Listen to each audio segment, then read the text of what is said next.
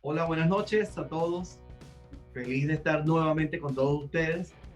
Buenas Me alegra que estén allí, me alegra porque hay mucho ánimo, me noches, alegra por profesor. cómo están todos. Como a esta hora la gente le da hambre, en mi clase es válido que ustedes antes de la clase se traigan palomitas de maíz, se traigan pollo frito. Para los dominicanos pueden traer pica pollo, los mexicanos pueden traer tacos, chiles, todo eso. Y cuando estén escuchando la clase pueden ir comiendo mientras me escuchan, porque si Leonardo DiCaprio no se pone bravo, que ustedes lo vean actuando, mientras come chocolates con palomitas de maíz, yo tampoco me pongo bravo. Entonces, pues, eso engorda. Bueno, Rina, tráete una lechuga, una zanahoria, un vaso de agua, o si no, te pones a hacer abdominales mientras me escuchas la clase. yo te valgo cualquier cosa que haga, ¿ok?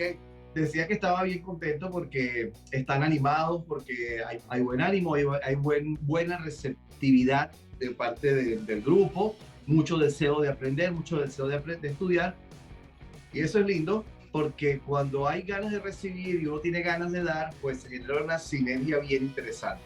Espero que se hayan familiarizado esta semana con la plataforma. Sé que por ahí algunos han tenido ligeros problemas, que no puedo entrar aquí, que no entiendo cómo es allá. Ahí está el equipo técnico. Ustedes escriben a atención al estudiante y allí les van a tratar de asistir. Son muchos estudiantes, tenemos varios diplomados y son muchos estudiantes, pero ellos tratan de dar respuesta lo más rápido posible para poderles ayudar, ¿ok? Bien, estuvimos esta semana entonces conectados con qué es educación, qué es neurociencia aplicada.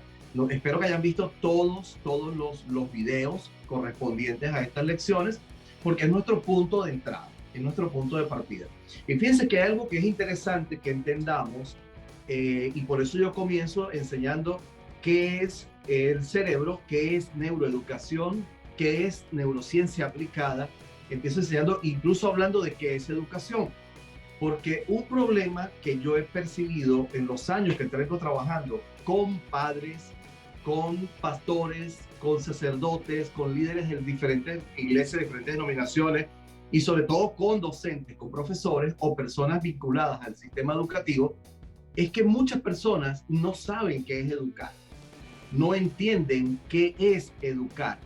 Y actualmente hay un conflicto. Hoy de hecho, alguien escribió o publicó en una página del Ministerio de Educación de República Dominicana que era necesario que los padres comenzasen a educar para que los profesores se pudiesen dedicar a enseñar. Entonces yo refuté la cuestión y por ahí dos personas, una escribió algo a favor mío, otra me llevó a la contraria, pero es que miren, los que son profesores, entiendan algo, la educación es el privilegio de desarrollar facultades intelectuales, morales, sociales, culturales. Es formar a un individuo. Cuando nosotros estamos educando, estamos formando. Y si la formación no es integral, no hay formación. Es como si vamos a un gimnasio y agarramos una mancuerna y comenzamos a hacer bíceps. Comenzamos a desarrollar un músculo de tres partes principales que tiene el brazo, y si le incluimos el hombro serían cuatro. Entonces, si tú quieres tener un brazo bonito, tienes que trabajar bíceps, tienes que trabajar tríceps, tienes que trabajar braquial y tienes que trabajar el hombro para que se vea en armonía. Si solo trabajas un área, se te va a ver un músculo grande y lo demás pequeño, y hay una asimetría total. En la sociedad, nosotros tenemos diferentes factores de socialización. Eso lo vamos a estudiar la próxima semana. Pero los factores de socialización que tenemos, que son cinco: la escuela, la familia, la iglesia, los medios de comunicación y la sociedad, los amigos, son los cinco que influyen en la formación de un individuo. La escuela no se puede autoexcluir del sistema educativo. Porque cuando es que la cuestión es hasta irónica. Yo preguntaba hoy en ese chat en Facebook, o sea, entonces quiere decir que vamos a eliminar el Ministerio de Educación y vamos a crear ahora el Ministerio de Enseñanza. Vamos a quitar el nombre de educadores y vamos a ponerles el nombre de enseñadores. Porque si yo me llamo educador y pertenezco a un ministerio estatal de la educación, es porque yo voy a trabajar integralmente en todos los campos. Ahora, ¿qué es lo que pasa? Que muchas veces no entendemos que existe educación académica y educación no académica. La educación académica es la escuela. Cuando hablamos de escuela nos referimos al proceso preescolar, escolar, o sea, desde que entramos a los 4 o 5 años al sistema de formación académica hasta que salimos de una universidad, incluyendo luego si hacemos una maestría, un diplomado, si hacemos un doctorado, todo eso es educación académica. Pero la educación académica no se puede excluir del contexto cultural, social, la ética, los valores, los principios, las tradiciones, las costumbres, todo eso es educar. Porque el problema que tenemos nosotros en la educación latinoamericana, para hablar de nuestros pueblos, para hablar de nuestra tierra y de nuestros vecinos, el problema que tenemos en la educación latinoamericana es que la mayoría de profesores están formando individuos para recibir un título y salir a brindar un servicio profesional. Y no estamos enfocados en formar seres sociales. Como formamos individuos, nos graduamos como personas individualistas. Y las personas individualistas tienen un pensamiento individual, no un pensamiento social y colectivo. Y por ello es que cada quien se gradúa, sale de una universidad y está luchando por sí mismo, por su sueldo, por su éxito, por su empresa, que no está mal.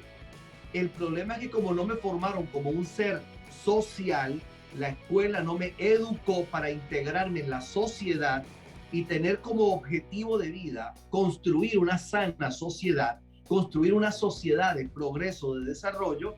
Cada quien anda luchando por lo suyo, cada quien está haciéndolo para sí mismo. Entonces tenemos una guerra contra todo lo que nos rodea y estamos destruyendo nuestro propio sistema social. La escuela está obligada a educar para formar sanas sociedades. En alguna oportunidad se formó un debate porque yo me atreví a decir que el sistema educativo latinoamericano fracasó. Y alguien me dijo que yo no podía decir eso porque el sistema educativo latinoamericano no había fracasado. Porque todavía se graduaba gente en las universidades, porque todavía yo dije, mira, cuando yo vea en las calles que la gente no lanza basura, cuando yo vea en las calles que la gente respeta las señales de tránsito, cuando yo vea en las calles que hay orden público, cuando yo vea en las calles que hay respeto, cuando yo vea que se respeta un árbol, un animal, un anciano, una playa, un río, cuando yo vea que no hay delincuencia, cuando yo vea que las niñas de 14 y 15 años le dan más importancia a su formación académica que a bailar reggaetón y a embarazarse a los 14 años, cuando yo vea eso en las calles, yo puedo decir que la iglesia, la familia y la escuela han triunfado. Pero mientras yo vea que el reggaetón sigue siendo el que impera, el principal educador que está formando a nuestras sociedades, ¿qué es lo que yo quiero resaltar aquí? Casi todos ustedes, yo estaría seguro, que tienen un teléfono inteligente. Casi todos ustedes deben tener un Android, un iPhone, algún teléfono de esos, que seguro tienen alguna de estos servicios robóticos, como es el caso de Siri.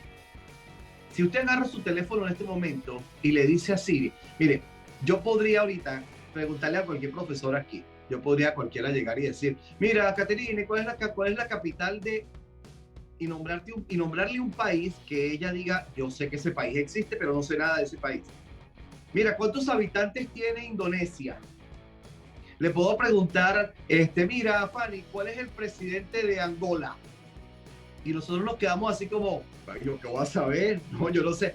Agarra a Siri y dile a Siri, Siri, ¿cuántos habitantes tiene? Te responde. Siri, ¿cuál es el presidente? Te responde. Dile a Siri, Siri, ¿cuánto es 4.737 multiplicado por 6.318? Te da la respuesta de inmediato.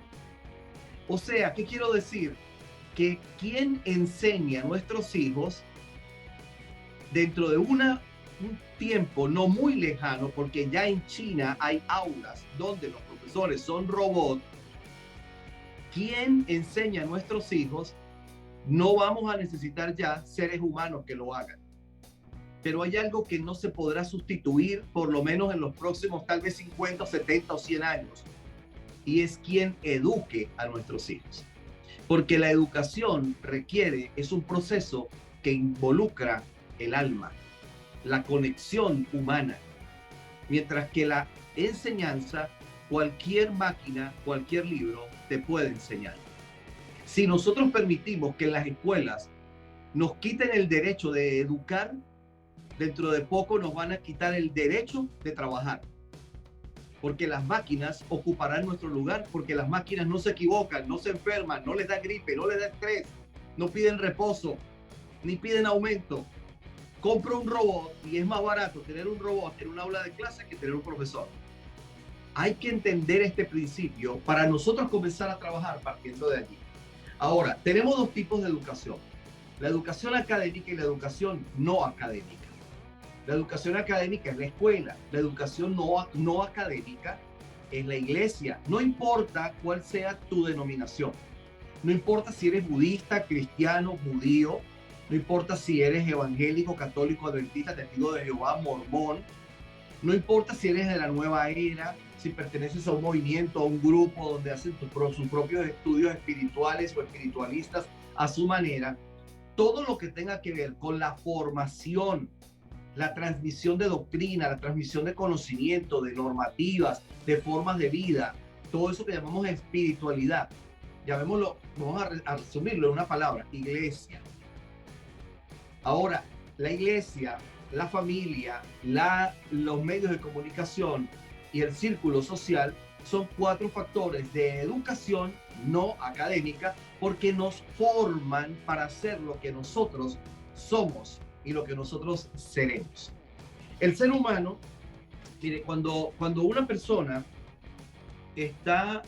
un profesor está enseñando, el profesor debe entenderse como un moldeador, formador, programador de cerebros. Ya nosotros vimos en la plataforma el video, la clase de qué es el cerebro. Y en esa clase podemos nosotros entender claramente que el cerebro es una computadora, una máquina programable. Para nosotros entender el cerebro, lo primero que tenemos que hacer es dejar de creer que el cerebro es algo muy, muy difícil de comprender. Lo primero que tenemos que hacer es entender que el cerebro es el órgano más interesante del cuerpo, tiene las operaciones más complejas de todo el cuerpo, eso es cierto, pero es mecánico, es sistemático, y por lo tanto no es tan complejo entenderlo. Entender el cerebro es sencillo cuando entendemos que el cerebro simplemente es un conjunto de partes que se programa para que funcionen de una manera determinada. Lo que sí va a venir a ser complejo es estudiar la programación que tiene un cerebro, analizar la programación que tiene un cerebro. Pero si estamos en nuestro rol de papá o mamá, si estamos en nuestro rol de líder o en nuestro rol de profesor, de orientador, de terapeuta, que estoy transmitiendo, educando, formando, lo que yo debo entender es que yo tengo frente de mí una computadora que necesita una programación. Y esa programación, que es lo que vamos a llamar la estructura paradigmática, el conjunto de creencias que tenemos en la vida, es lo que van a determinar la naturaleza humana. En el judaísmo hay un principio que dice: un ser humano es la suma de información que almacena desde el momento en que nace. Yo le agrego: es la suma de información que almacena desde el vientre de su madre, porque la información que recibe un ser en formación dentro del vientre también es importante, también se registra en el cerebro, en las neuronas. Un ser humano es la suma de información. Entonces entendámoslo de la siguiente manera: nosotros somos un cuerpo, pero nuestro cuerpo es la máquina, es la parte física por medio de la cual nuestro cerebro puede contactarse con el mundo exterior. Ese cerebro va a tener una programación, y la programación se hace en forma de memorias, que es lo que luego nosotros llamamos recuerdos. Memorias que se almacenan como emoción, se almacenan como sonido, se almacenan como código visual, se almacena información. Todo lo que nosotros vamos almacenando, experiencias, enseñanzas, deducciones de mis propios análisis, influencia académica, influencia religiosa, influencia familiar, toda esa información que va llegando y va llegando y va llegando, todo eso yo lo voy almacenando de una forma que va configurando mi cerebro y voy creando mi estructura de creencias. De allí que exista el dicho, cada cabeza es un mundo, porque cada cabeza tiene una programación propia, individual y muy particular de creencias. Ahora, esas creencias son las que van a determinar lo que yo soy. Y el educador es un programador, porque el educador va a influir, tiene un nivel de autoridad para influir en la formación de un cerebro. No es solo enseñarle matemática, no es solo enseñarle historia, es enseñarle a vivir y a utilizar los recursos académicos como herramientas para un mejor vivir, para una mejor existencia, para una mejor convivencia, para una mejor socialización, para el éxito económico, el éxito familiar, el éxito espiritual, personal, el éxito profesional, en todas las áreas de la vida. Ahora bien, analizamos esto, estuvimos viendo qué era el cerebro, estuvimos viendo por qué hablamos de neurociencia aplicada y estuvimos viendo qué es la educación. No sé si hasta ese punto ustedes tomaron alguna nota, tienen algún comentario, alguna opinión que hacer antes de que hablemos del lenguaje backup, que es la forma, el paso 1 de cómo nosotros programamos y funcionamos. Ahora, en cuanto a lo que es la educación, la neurociencia y eso, no sé si alguien tiene alguna pregunta, algún comentario que quisiera hacer ya en este momento para no dejarlo para el final. Voy a escribir porque el audio está mal. Sí, se te entrecorta. Ok. ¿Alguien más tenía alguna pregunta, algún comentario en cuanto a la educación, la neurociencia, algo que opinar aquí al respecto de lo que fueron estos primeros videos que vimos en la plataforma? Comenzamos nuestro viaje por el cerebro. Comenzamos. Recuerden que dijimos que íbamos a estudiar el cerebro de una manera para que no sea bien sencilla y bien práctica de comprender.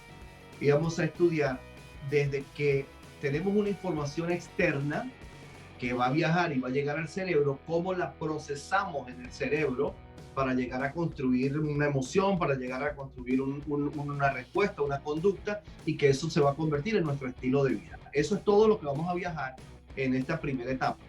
Luego en la segunda etapa, cómo cambiar todo lo que no me agrada, todo lo que no me gusta, todo lo que quiero cambiar en mí o en el mundo, cómo nosotros podemos generar procesos de cambio.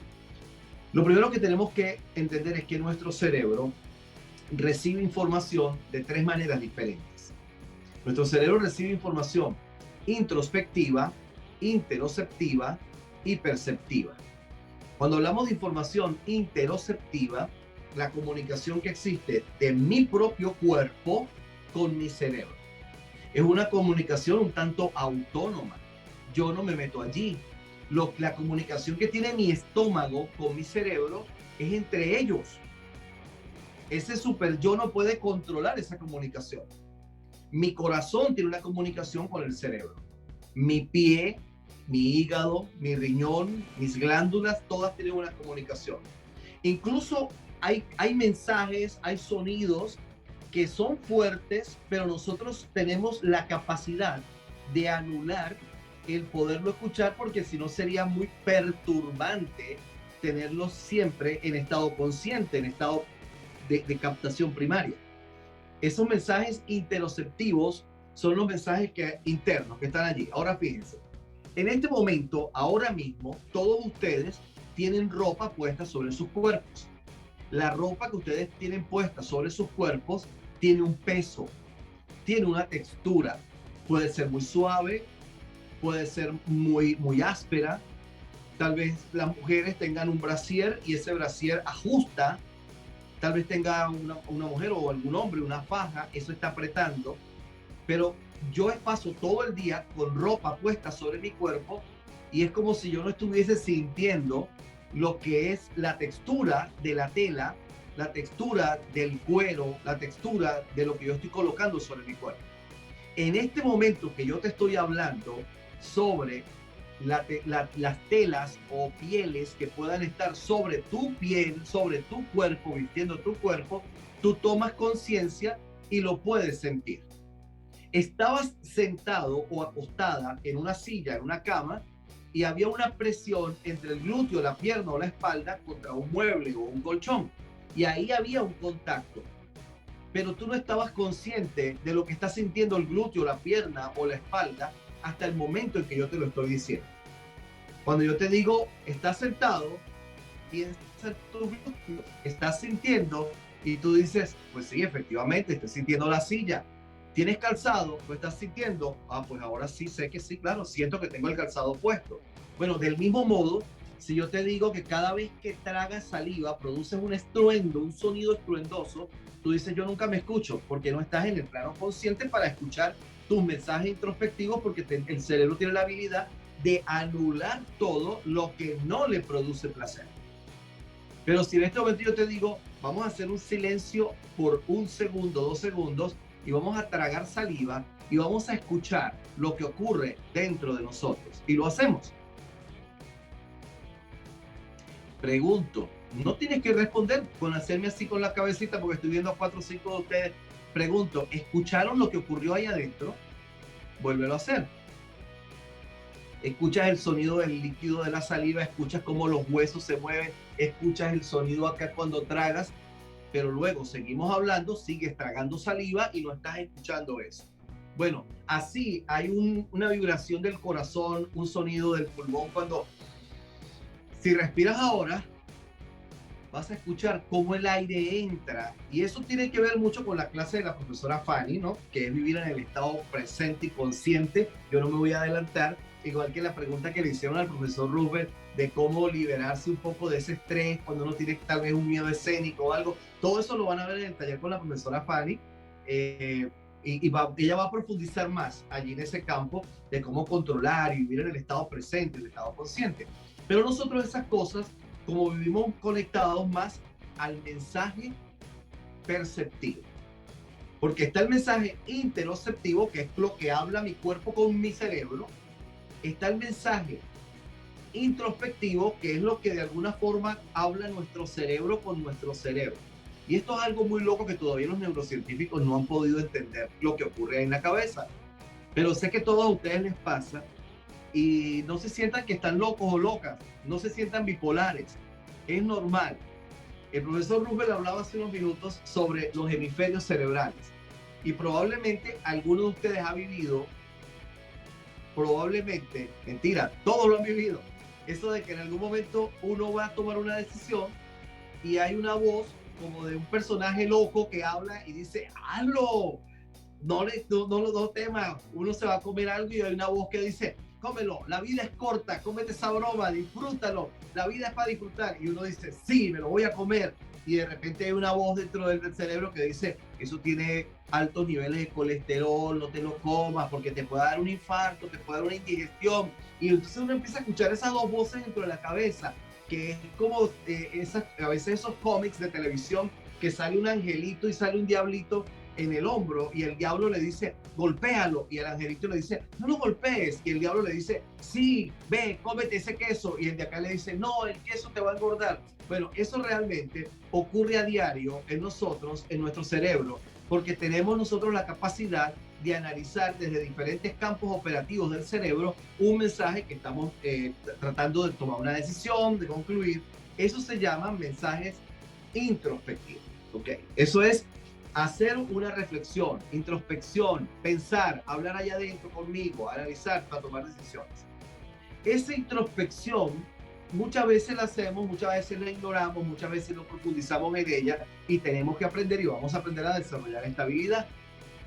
Pero está el mensaje perceptivo, que es el que nos toma más tiempo y es el que estamos más conectados en la vida, que es lo que percibimos del mundo a través de el ojo, el olfato, el gusto, el oído y el cuerpo, que sería el mensaje kinestésico. Y eso es lo que llamamos el mensaje o el lenguaje VACOP. VACOP de visual, auditivo, kinestésico, olfativo y gustativo. Ese lenguaje VACOP es extremadamente importante. Allí está la clase en la plataforma, yo no voy a profundizar tanto en esto, pero es muy importante entender y tomar conciencia de la existencia de un lenguaje o de 5 lenguajes que manejamos nosotros, porque esos 5 lenguajes es como si fuesen 5 idiomas diferentes en el cerebro. Cuando nosotros nos estamos comunicando, lo que yo estoy mostrando transmite un mensaje que va a una región del cerebro que no es la misma región del cerebro donde va a llegar lo que yo estoy hablando. En este momento hay una lámina en la pantalla. Si estás viendo la lámina, ese mensaje de la lámina está viajando a tu lóbulo occipital, la parte de acá atrás de tu cerebro. Pero lo que yo te estoy hablando, que estás percibiendo por medio del canal auditivo, que es un mensaje auditivo, está llegando a la región temporal de tu cerebro, y de la parte temporal va a ir a la parietal para que en la parietal se pueda interpretar el lenguaje. Pero tú me estás viendo también a mí, y eso que me estás viendo, que yo muevo mis manos, que yo me muevo para acá o me muevo para acá, esos movimientos, mi ropa, todo lo que tengo, eso forma parte de un mensaje que está llegando a este lóbulo. Entonces, con el solo hecho de hablar y de que ustedes me estén viendo, yo estoy llegando a 2 regiones del cerebro. Ahora, ¿qué es lo importante de entender en la comunicación? Que cuando yo estoy comunicando, yo estoy transmitiendo datos que están siendo captados por mi cerebro.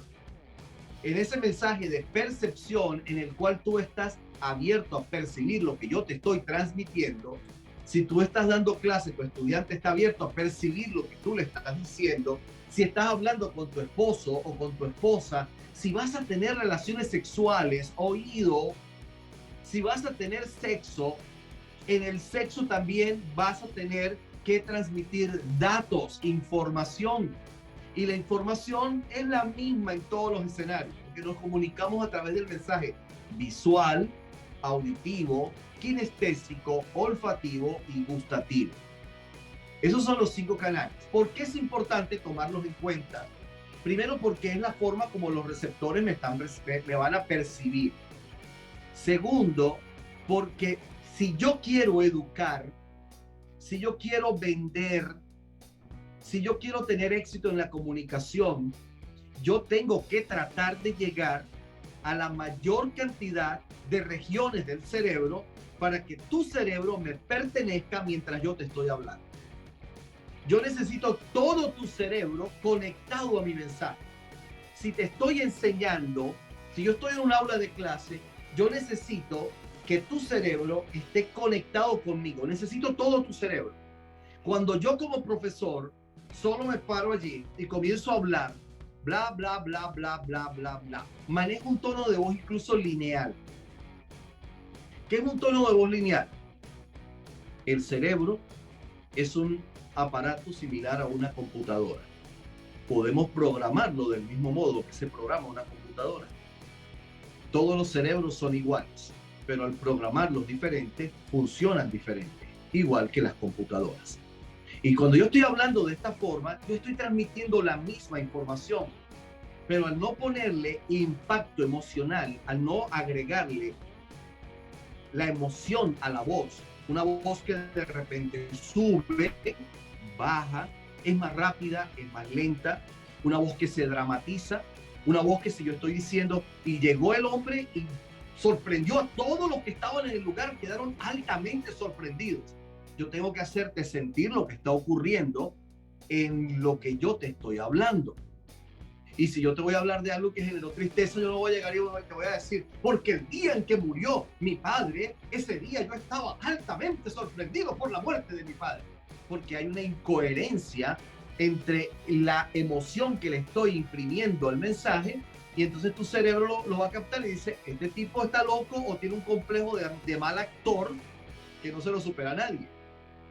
Si yo voy a transmitir ese mensaje, entonces yo ya tengo que hablar, estoy hablando de esta forma, y yo digo, es que es más, le voy a decir algo. Cuando yo era niño, algo que recuerdo con mucho agrado, era que mi papá jugaba con nosotros. Había un juego que mi padre hacía y era que él daba 5 monedas de un bolívar, 5 bolívares, al que fuese capaz de tumbar. Yo cambio el tono de voz y los voy llevando a ustedes en un lenguaje hipnótico, pero aquí le estoy llevando a tu cerebro. Porque entonces yo comienzo a contarte la historia y tengo que hacer ahora, con mis palabras, que tu cerebro construya imágenes, que tu cerebro construya en la escena que te estoy diciendo. Y para eso yo tengo que decir, y yo tenía 2 hermanas que me seguían a mí, entonces nosotros nos poníamos de acuerdo porque 5 bolívares era mucho dinero. Y yo les decía a ella, si lo tumbamos, repartimos.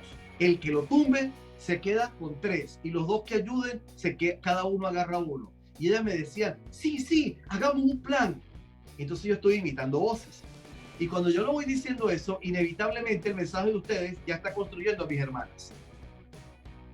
Ustedes no conocen a mis hermanas, pero ya ustedes saben que son mujeres y ustedes colocan allí 2 niñas.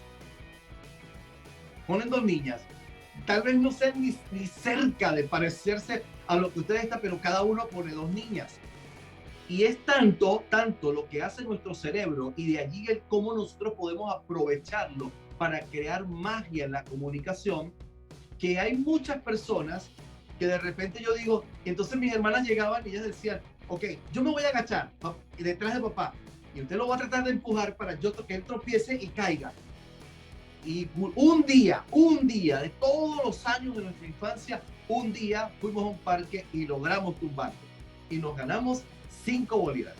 Ese día papá cayó, incluso había llovido y había un poco de barro y se ensució el pantalón. Bien, yo les cuento la historia. El cerebro de ustedes acaba de construir el escenario. Mañana estamos hablando y cualquiera de ustedes fácilmente me dice, claro, profesor, igual como el día que usted estaba con su papá en el parque y él se cayó en la grama que estaba llena de barro. Y yo digo, pero no había grama. Claro, profesor, usted dijo que había grama que estaba llena de barro. Y yo dije, no, había llovido y se había formado barro. Yo nunca dije que había grama. Esos vacíos donde yo no transmito información, si yo manejo correctamente el mensaje, el cerebro se encarga de rellenar los vacíos. Y el cerebro, que no distingue entre realidad y fantasía, entre ficción y realidad, el cerebro lo va a registrar y te va a hacer creer que lo que él puso por su parte para hacerte completa la historia, lo que él agregó, lo que él puso como un agregado, forma parte y que yo lo dije. Y eso nos pasa a diario. Así que lamento informarles que muchas de las historias que ustedes tienen de su infancia y de su adolescencia pueden tener un alto contenido de ficción. Pueden tener un alto contenido de cosas que no pasaron, sino que simplemente el cerebro rellenó para que la historia estuviese completa.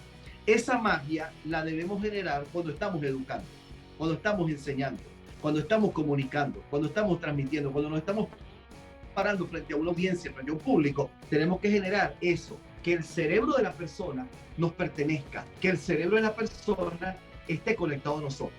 Enviamos la mayor cantidad de datos. ¿Para qué?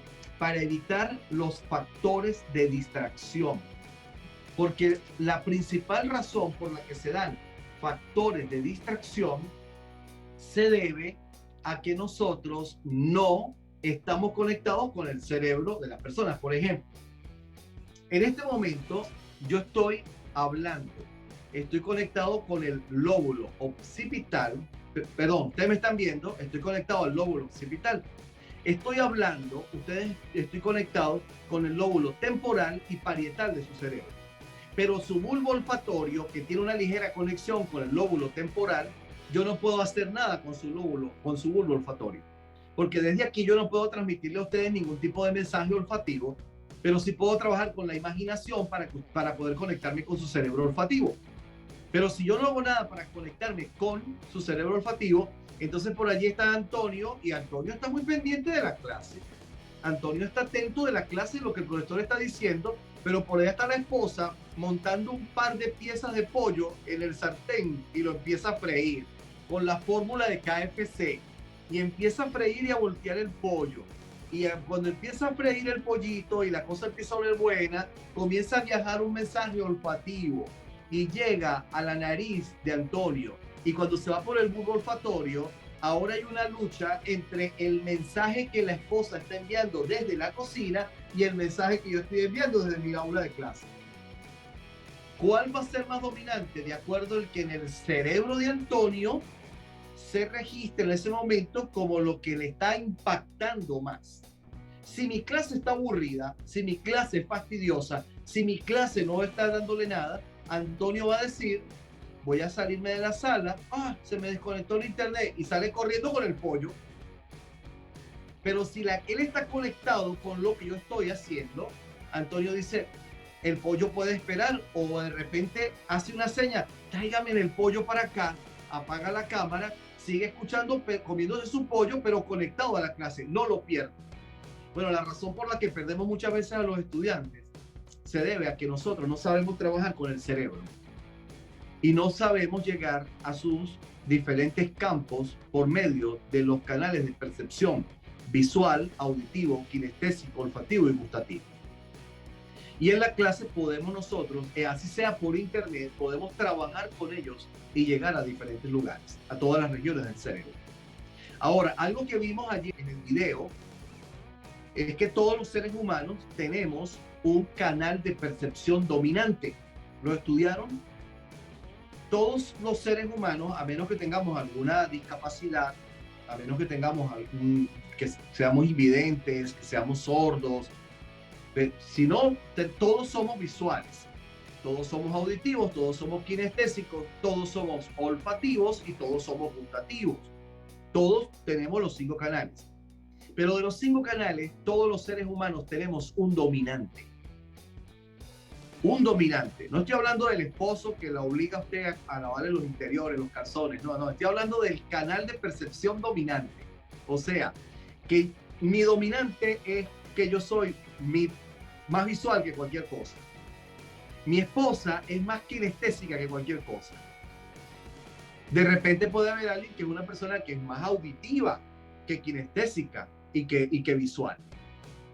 Y los visuales somos personas que, por poner un ejemplo, que también lo doy en la clase allí en la plataforma, los visuales nosotros manifestamos el afecto y el amor por medio de cosas que se ven. Los kinestésicos por medio de lo que se siente. Y los auditivos por medio de palabras y de cosas que se escuchan. Porque es el lenguaje dominante, es el lenguaje con el que más comunican. La mayoría de las parejas buscan un desigual. O sea, si Rina es visual y tiene un novio o un esposo, estoy seguro que si Rina es visual, el esposo es kinestésico o es auditivo. Si Rina es kinestésica, el esposo es visual. Porque casi siempre nosotros, por alguna forma, algo en la vida, buscamos nuestras carencias y encontramos en nosotros lo que no tenemos. Repita, maestro, por favor, ¿qué repito, Rina? Que si tú eres visual, probablemente tu pareja es kinestésica. Que si tú eres kinestésica, muy probablemente tu pareja es auditiva o es visual. Porque difícilmente 2 visuales se juntan. Porque no se soportan. Porque los visuales hablamos mucho. Entonces, 2 visuales, cuando intentan hablar, no se soportan y no pueden llegar ni siquiera a ser novios. 2 kinestésicos expresan mucho por medio del contacto físico. Y cuando 2 kinestésicos se juntan, hay mucho contagio y la gente cree a veces que un kinestésico que le gusta el contacto necesita estar siendo tocado todo el tiempo. Y el exceso de contacto te fastidia, igual que un visual. Si ustedes ven mi casa, yo la tengo decorada con la menor cantidad de elementos posibles, o sea, muy minimalista. ¿Por qué? Porque soy visual y no me gusta la saturación de colores y de cosas en la casa. El visual se fastidia con muchos elementos visuales. No es que porque este es visual lo voy a saturar de cosas que vea. En un curso de ventas, yo puse a un grupo de personas a hacer un ejercicio y les dije, ok, van a venderle un fin de semana en un hotel, se lo van a vender a un grupo de personas. Y yo puse a uno, le dije, ustedes se lo van a vender a un auditivo. Y ellos crearon una publicidad y la publicidad decía, este fin de semana puedes venir a pasar todo el fin de semana en el mejor hotel, Hotel Santo Domingo. donde vas a ser impactado durante el día y la noche por los mágicos sonidos de las olas del mar chocando contra las rocas. Y vas a despertar con el canto de las aves mientras y yo les dije, están raspados. Porque un auditivo es sensible por la audición, un visual es sensible por la visión. Y un kinestésico es sensible por la kinestesia. O sea, un kinestésico le gusta tocar y le gusta ser tocado, pero se fastidia más rápido de que lo estén tocando. Mi esposa es kinestésica y odia que le den masajes. Yo soy visual y amo que me den masajes. Porque a mí no me fastidia que me toquen, porque no es mi dominante. A mí me fastidia que me asfixien, que la gente se me acerque mucho, que me quiten mi espacio visual, me matan. Cuando yo voy a dictar un taller, que una empresa me contrate, un colegio, yo casi no exijo nada, pero ¿saben qué les pido? Que del lugar donde yo voy a estar parado, la primera fila de personas esté por lo menos a 2 metros, 3 metros donde yo estoy. Y no es porque yo creo que me van a contagiar, no es porque yo soy el artista, nadie se me acerca, no, es porque soy visual y necesito que haya una distancia para no sentirme asfixiado. Esos elementos son importantes. Ahora, cuando yo tengo una esposa que es kinestésica, los visuales damos amor por medio de cosas que se ven. Los kinestésicos por cosas que se sienten. Yo puedo pasar 10 años dándole regalos a mi esposa para decirle en cada regalo que la amo, y ella a los 10 años decir que se va y me deja porque ya está cansada de que no la ame. Y yo decir, pero ¿cómo que no te amo, chica? Por Dios, pasé toda la vida, te regalé bolsos, zapatos, te regalé flores, te regalé perfumes, te regalé, y le hago la lista de todas las cosas que le regalé, porque en cada regalo le estaba diciendo te amo.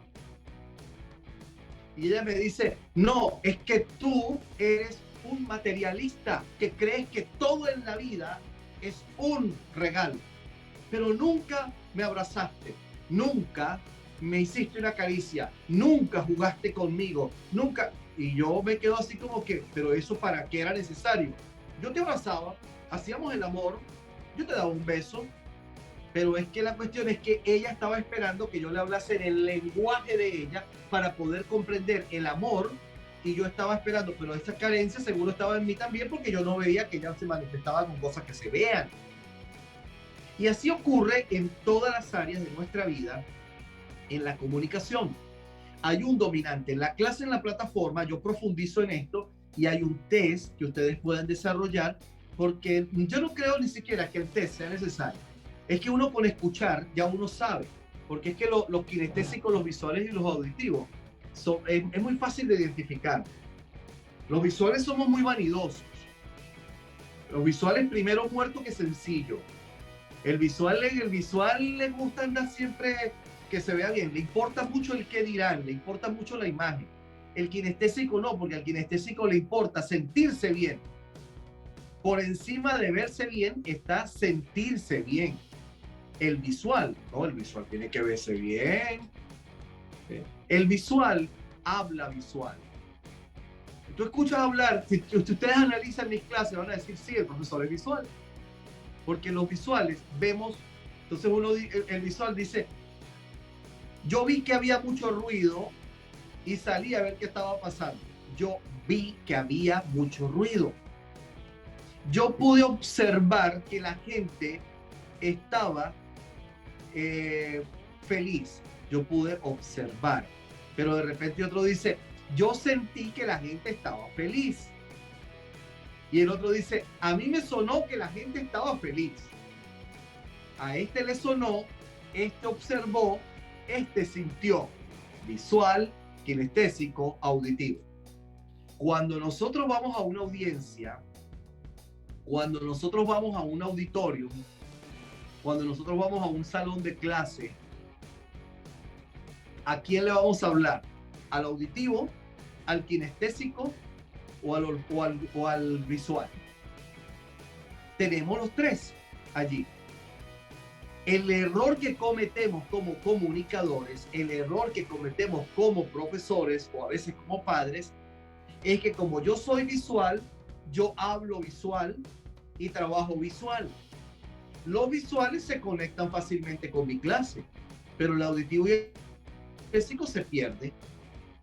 Si soy kinestésico, yo voy a hacer una clase donde la gente se sienta bien, pero pierdo el visual. Entonces, cuando yo voy a enseñar, un buen comunicador parte por entender que si tiene una audiencia de 5 personas, de 10 personas, de 100 personas, ese grupo de personas son 5, 10 o 100 cerebros. 5, 10, 100, 1000, 5000 personas que estén sentadas frente a ti, todas te van a escuchar, te van a ver y tú les vas a hacer sentir algunas cosas. Bueno, ver, escuchar y sentir lo que está, la experiencia que están viviendo, una experiencia visual, auditiva y kinestésica, esa experiencia que se está viviendo, tú la estás proyectando hacia el cerebro de ellos. Son cerebros, debes entender, son cerebros y cada uno de esos cerebros tiene un dominante. O sea, cada uno de esas personas o es principalmente visual, o es principalmente kinestésica, o es principalmente auditiva. Como yo no puedo saber quién es este y quién es aquel en un auditorio de 5000 personas, yo tengo que manejarme visual, auditiva y kinestésicamente para poder llegarle a todos por igual. Ahora, esos mensajes que yo estoy utilizando van a crear conexiones. Cuando tú estás dando una clase, tú estás creando conexiones. Conexión parietal, conexión frontal, conexión temporal y conexión occipital. Recuerden que nuestro cerebro tiene una capa que es lo que llamamos los lóbulos. Está la parte superior del cerebro y esta región es la frontal. Esta es la occipital. Aquí abajo queda la temporal y aquí arriba queda la parietal. Esos tienen 4 funciones diferentes y están conectados a nuestros canales de percepción visual, auditivo, kinestésico, gustativo. Y el mensaje que yo estoy transmitiendo está llegando a una región diferente. Y cuando llega a una región diferente, yo voy a crear memorias diferentes. Porque yo voy a crear memorias olfativas, memorias kinestésicas, memorias visuales, memorias icónicas o auditivas, memorias icónicas o visuales. Y así nosotros aprendemos. Y con esto voy con ustedes para que hagan las preguntas y todo lo que quieran hacer. Todo lo que registra nuestro cerebro son experiencias. Todo lo que registra nuestro cerebro son experiencias. Pero todo lo que nosotros aprendemos se aprende de una forma asociada. ¿Hay alguna pregunta sobre el lenguaje Backup? ¿Algo que quieran compartir o preguntar de lo que estuvimos viendo durante la clase de la semana? Ok, Silvia por acá pregunta, ¿se nace con un lenguaje dominante o depende de estímulo de formación?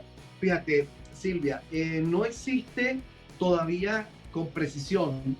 De hecho, algunos dicen que esto es un neuromito. Lo que se podría considerar neuromito es decir que una persona aprende de una sola manera. Eso sí es un neuromito. Si alguien dice que un visual solo aprende de forma visual, es falso. Porque un visual aprende de forma auditiva, de forma kinestésica, porque tiene todo su cerebro operando, porque está funcionando el parietal, el occipital, el temporal y el frontal están funcionando todos al mismo tiempo. Entonces podría decirse que es un neuromito. Pero de que existe un dominante en los seres humanos, basta con analizarnos nosotros para decir, eso no es un mito, es que a mí me pasa. Y analizamos a nuestra pareja y decimos, a mi pareja también le ocurre, a mi pareja también le pasa. Y todos tenemos ese dominante. ¿Por qué nosotros lo tenemos? Bueno, creemos nosotros que eso se da por la influencia que vamos teniendo cuando vamos creciendo, y eso, así como el temperamento, muchas personas dicen es que se nace con un temperamento. Yo no creo que nada de lo que tenga que ver con el cerebro se nace. Yo creo que todo lo que tiene que ver con el cerebro se programa. Papá es visual, papá es kinestésico, papá es auditivo, mamá es visual, mamá es auditiva, es kinestésica. ¿Cuál influyó más en mi vida? Por ejemplo, en mi vida, quien pasó pues obviamente más tiempo a mi lado, quien pasó más tiempo enseñándome, con quien más trabajé durante toda la infancia y la adolescencia, fue con mi madre es visual. Y probablemente por eso yo soy visual, por la influencia de un visual sobre mi vida. En el caso de mis hijos, yo tengo 2 hijos, uno es visual, uno es kinestésico. Si tú me preguntas, o tal vez yo te pregunto a ti, no tú a mí, si yo te digo a ti, mira, Mi esposa es kinestésica, yo soy visual. Carlos David es visual, Carlos Alejandro es kinestésico.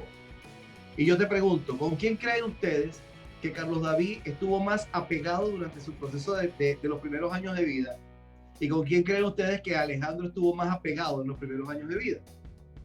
Alejandro era más mamá, David era más papá. David se parece mucho más a mí, Alejandro se parece mucho más a mi esposa. David incluso tiene su profesión, se fue por la línea gráfica. Yo era diseñador gráfico, tenía una empresa de publicidad, artista plástico, David se fue por allá. Alejandro es más por el lado de las relaciones interpersonales, el comercio, los negocios, la línea de la mamá. Son patrones de influencia que van moldeando el cerebro porque el cerebro se programa. Entonces desde allí, por esa influencia, pues nos vamos haciendo más visuales, auditivos o kinestésicos.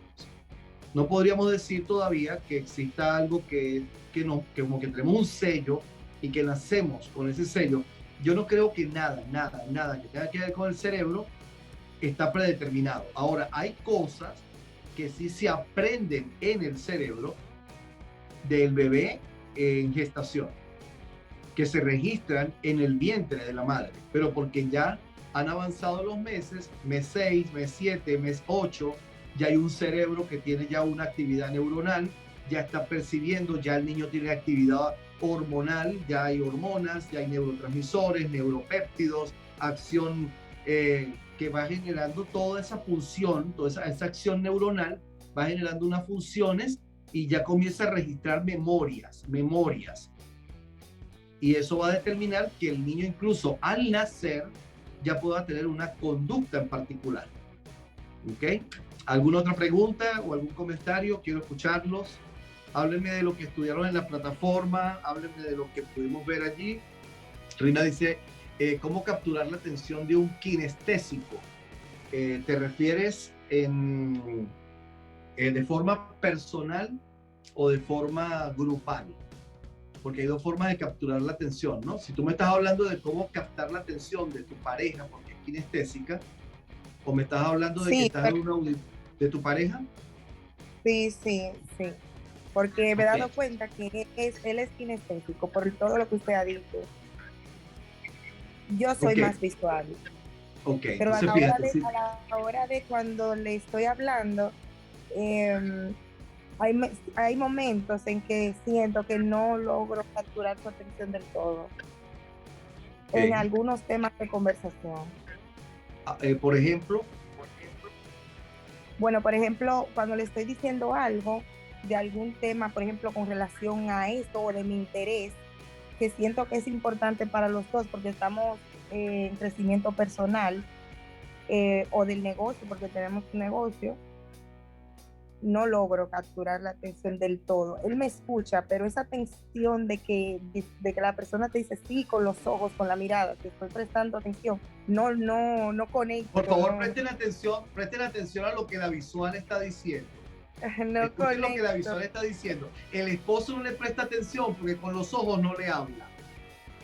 Sí, porque yo escucho, o sea, yo lo miro y para mí es importante que esa mirada me diga, yo te estoy prestando atención más que todo, porque, o sea, es que por todo lo que usted ha dicho, maestro, yo soy visual. Yo soy visual porque para mí es importante. ¿Tú estás segura que porque él no te está mirando, no te está escuchando? Sí me está escuchando, pero no me está prestando atención. ¿Por qué crees eso? ¿Por qué lo crees? Porque sus ojos, profe, pero es que la visual no me dicen eso, o sea, como que no conecto. Pero es que la visual eres tú, no él. ¿Entiendes? Como tú eres visual, para ti es importante el contacto visual. Él no es visual. Como él no es visual, él te está respondiendo kinestésicamente. No quiere decir que no te preste atención. Te entiendo claramente porque yo soy visual y mi esposa es kinestésica. Y yo muchas veces le estoy hablando a mi esposa y yo me quedo así mirándola. Y ella me dice, ¿qué pasó? Yo le digo, no me estás prestando atención. Y ella me dice, sí, te estoy prestando atención, te estoy escuchando. Y yo digo, no, pero es que no me están mirando. Y porque los visuales creemos, Exacto. erróneamente, los visuales creemos que la gente no nos presta atención, sino nos mira. Ok. Y necesitamos, porque como somos visuales, creemos que la única forma que la gente nos escucha es por el ojo. Y si la gente no me mira, no me escucha. No, recuerda, él te escucha por el oído, no por el ojo. Y él no necesariamente te va a responder con la mirada. Él te puede estar respondiendo. Como él es kinestésico, tú tienes que estar más pendiente de la actitud corporal. Porque si una persona kinestésica, si yo te estoy hablando y tú de repente, y tú estás así como, estás manifestando inquietud en el cuerpo, tu cuerpo me está diciendo que estás fastidiada de lo que yo te estoy hablando, aunque me estés mirando. Yo daba unas conferencias, ¿no? Escucha esto. Yo daba unas conferencias todas las semanas. Había un señor de edad avanzada, un militar, que él iba todas las semanas a escucharme, pero era un señor de edad avanzada. Él llegaba, se sentaba siempre frente donde yo estaba parado. O sea, era inevitable no ver. Se me ponía en las 3 primeras filas, ahí estaba él. Él llegaba y hacía así. Se recostaba, cruzaba de los brazos, se quitaba los zapatos, se sacaba los zapatos, estiraba los pies por debajo de la silla que tenía enfrente, cruzaba sus brazos, se doblaba hacia atrás y cerraba los ojos. Cuando yo lo empecé a ver a él, a mí me generaba incomodidad. Y recuerdo que la segunda vez yo me dije, dentro de mí, yo dije, este señor viene a que yo lo haga dormir. ¿Será que tiene problemas de insomnio y yo lo relajo? Y viene, yo dije, terapia de sueño, pues, terapia de sueño, que yo lo ponga a dormir. Pero la cuestión es que cuando yo terminaba mi conferencia, él siempre me abordaba. Él siempre quería hablar conmigo y me gustaba hablar con él porque era un hombre muy letrado, era un hombre muy culto, muy estudiado. Y cuando él se me acercaba, él siempre me decía a mi profesor, él me decía, profesor, esa charla de hoy estuvo muy interesante, porque como digo el filósofo, no sé qué, y empezaba a hablarme de lo que fue la charla. O sea, él había estado pendiente durante toda la conferencia con los brazos cruzados, echado hacia atrás y los ojos cerrados. Él era auditivo. Él me estaba diciendo a mí que me prestaba atención porque lo único que yo necesitaba de él era el oído. Él estaba totalmente atento a la clase. Cuando yo estudiaba teología, yo tenía un profesor que era súper fastidioso, aburrido como nunca. Es el profesor más aburrido que he tenido en mi vida. Como yo soy visual, y él llegaba, él no utilizaba la pizarra, él no utilizaba láminas, él no utilizaba nada. Él llegaba, se vestía horrible, la ropa que se ponía era así como que una combinación que solo él se la sabía, era una caja fuerte. Nadie más se podía vestir como él porque ese se ponía cosas que no pegaba nada con nada. Había un choque visual para mí verlo y era aburrido. Entonces él empezaba a hablar y yo llegaba y me ponía a escucharlo y empezaba a hacer dibujos en el cuaderno. Y yo dibujaba y decía algo importante, lo escribía y él se molestaba. Él se molestaba porque yo no estaba prestándole atención. Él se molestaba porque yo no estaba atento a su clase. Le generaba incomodidad. Y entonces yo le decía, profesor, usted está hablando de esto, y dijo esto y esto. La cuestión es que como él no utilizaba recursos visuales, yo necesitaba distraerme visualmente, pero yo estaba atento a él. Años más tarde, como terapeuta, me trajeron un niño que tenía déficit de atención. El niño no tenía ningún déficit de atención. El niño era un visual en potencia. Cuando llego yo, le hago un ejercicio. Le digo, te voy a poner una historia, la vas a escuchar y luego me la vas a contar. Le pongo una historia grabada, el niño escucha 4 minutos y cuando está escuchando se levanta. Se mueve por el salón, yo lo dejo quieto, va al mueble, se tira del mueble, vuelve a la silla, se sienta en la silla, había un poco de hiperactividad. Cuando termina ahí yo le digo, cuéntame, ¿de qué fue la historia? Y el niño no me prestaba atención. Y yo le digo, ¿de qué fue la historia? De un caballo. ¿Y qué hizo el caballo? Y no me prestaba atención. Voy al paso 2, tomo una libreta blanca, se la pongo enfrente, le pongo 2 marcadores y le digo, dibújame la historia. Cuando le dije, dibújame la historia, se volvió loco. Dibujó el caballo, dibujó una secuencia de imágenes, me contó la historia gráficamente. Yo dije, ok, un niño visual. ¿Cuál fue mi referencia para el niño? Le dije, ok, yo hice el informe, lo envié a su colegio y le dije a los padres, van a comprar un bloc de dibujo y unos lapiceros y le van a decir al profesor que el niño en lugar de escribir va a dibujar. Que por favor le permitan dibujar porque quiero analizar si de verdad tiene un trastorno, el niño no puede concentrarse, si de verdad es un niño hiperkinético, hiperactivo. Al niño le permitieron dibujar, el niño llegaba a la clase, sacaba su blog de dibujo, la profesora empezaba a hablar y el niño comenzaba a dibujar y el niño dibujaba las clases y aprendía. Entonces ellos comprendieron de que la única forma no es utilizar a los niños robóticamente como si todos tienen que hacer lo mismo. Y el niño, por medio de lo visual, estaba aprendiendo. Entonces el problema no es tu esposo, probablemente el problema eres tú. ¿Y por qué eres tú? Porque como eres visual, tú ves que tu esposo no te presta atención. Si un kinestésico se distrae cuando uno le está hablando, es fácil volverlo a traer a uno, pásale una mano sin decirle nada, no le reproches nada. Si tú estás hablando con tu pareja y es kinestésico y tú le estás diciendo, mira, yo creo que es importante que pintemos la casa porque la casa se ve fea, porque la casa se podría ver más bonita. Cada vez que tú digas se ve, se podría ver, le estás hablando en tu idioma, no en el de él. Si tú le dices a él, nos podríamos sentir más cómodos, nos podríamos sentir más relajados, si usas palabras como sentir, le estás hablando en el idioma de él. Y si en un momento tú ves como que él se distrae, acaríciale un brazo. Pon la mano tuya sobre la mano de él y retírala. Con un ligero contacto físico que tú hagas sobre un kinestésico, lo vuelves a hacer tuyo. Igual en un aula de clase. Tú estás moviéndote en el aula de clase. Si tienes la ventaja de que tus estudiantes están todo un año contigo y los comienzas a conocer, lo primero que debes conocer de ellos es si es visual, auditivo o kinestésico. Aplícales el test, habla con ellos, escúchalos hablar, detecta que son visual, auditivo o kinestésico. Cuando tú detectes que son, ya tú sabes, ok, Marta es kinestésica y Rosa es kinestésica. Entonces tú te desplazas en el aula y estás hablando. Y de vez en cuando pases por aquí está el aula que es kinestésica, pon la mano en el hombro y retírala. No te quedes ahí porque la asfixias. Pon la mano en el hombro y retírala. Al poner la mano en el hombro, tú le estás enviando un mensaje al cerebro de ella y como es kinestésica, los mensajes kinestésicos en el cerebro de ella suenan al doble.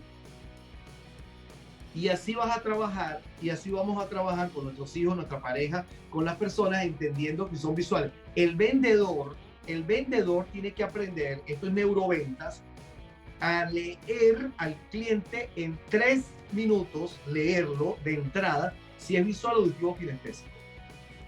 ¿Y cómo se hace en 3 minutos? Sencillo, mira cómo se viste, mira cómo se siente, cómo se sienta. Si es una persona que tiene la corbata, llegas a una oficina, a un ejecutivo y tiene el nudo de la corbata y se lo aflojó, esa persona no es visual, ese es kinestésico. Porque necesita sentirse bien. El visual muere ahorcado, pero no se afloja porque él tiene que verse bien. Mira cómo está su oficina, mira si tiene las cosas que le generen comodidad o le generen armonía visual y habla y escúchalo, porque es que el visual es el que llega y dice, ¿viste ese ruido? ¿Viste cómo sonó? El kinestésico dice, ¿sentiste el ruido? El auditivo dice, ¿escuchaste el ruido? Porque los visuales ven los ruidos. Si tú llegas y saludas a una persona y le dices, ¿cómo está, doctor? ¿Cómo le va? Muy bien. Cuénteme, ¿cómo percibe esto de la pandemia? Y el hombre dice, bueno, yo veo que la cosa va mal. Yo veo que esto va por mal camino. Él ya dijo, veo, observo, pum, visual. Y él dice, bueno, yo siento preocupación por lo que está pasando. Porque para mí, no sé, yo tengo un pálpito de que la gente no le está prestando atención. Él tiene un pálpito kinestésico.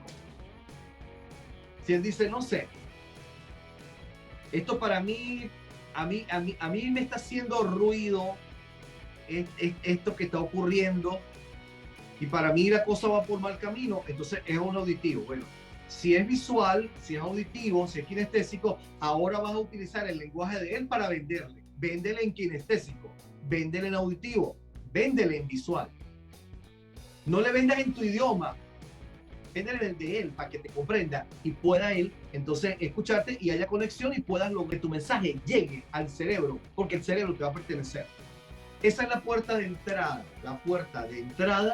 de nuestro trabajo cerebral. Lo primero que hace el cerebro es recibir, percibir el mensaje, o sea, los estímulos, lo que nos dicen, lo que nos hacen, canales de percepción, olfativo, gustativo, auditivo, visual, kinestésico. Este es el primer paso. Hay un estímulo, llega a mí, lo percibo por mis canales y lo envío a una región del cerebro. Ahora, después que llega allí, ahora se va a procesar por los filtros de interpretación. Pero los filtros de interpretación los van a estudiar a partir de mañana para que estemos conectados con filtros de interpretación para el próximo lunes, ¿ok?